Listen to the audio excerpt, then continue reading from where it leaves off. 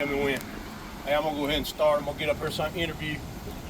Me and Jordan were kind of out here looking for the safety man. He said he's in town today. We kind of got cones out on the road and everything.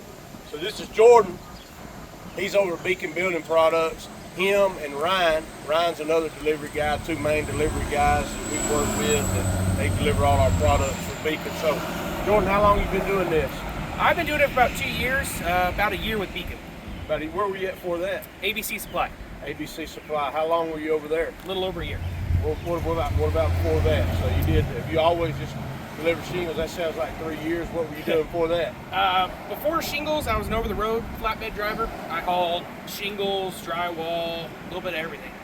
Okay. Were you local or did you? No, I was truly over the road. Really? I went from Alabama, Oklahoma, Texas, Louisiana, pretty much everywhere in the South. Where'd you live at when you were doing that? I was living in Tyler. Living in Tyler. So Yep. I've got about 300,000 miles on an 18-wheeler myself. It's been a long time, but I've done everything from haul mail to haul groceries and deliver. I was a delivery driver at one time too, and hauled gas and all of that before my job career changed a little bit. So I know that, you know, like when you're trying to deliver, it's always hard. I mean, you got to think about everybody that's out there. People are mad at you, and you just kind of got to give them the.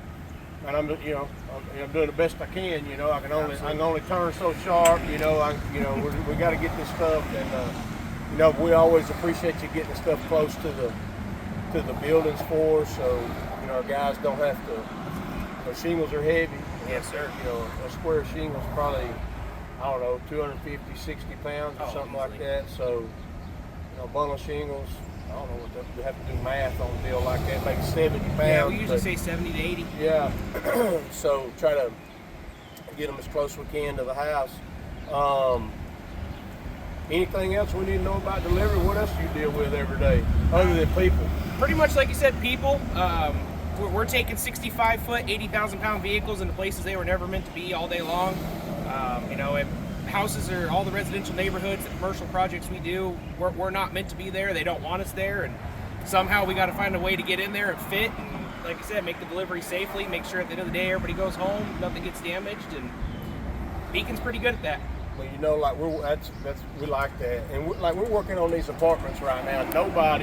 Everybody wants a roof. They like a new roof and that sort of thing, but nobody likes to get a roof done. It's loud. I mean, you got moms with kids there and hammering all day, and maybe they're trying to sleep. So, we always throw out a little apology. Hey, we're sorry. There's a mess. We're sorry it's loud, but there's really no other way to do it.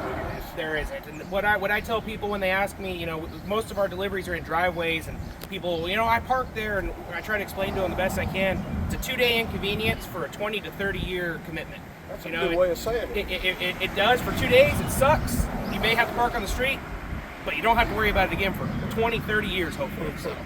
I've never heard it said like that. Well, Jordan, man, we always appreciate everything you do. We appreciate Beacon, and thank you for being here. We want you to be safe. Absolutely. Thank you.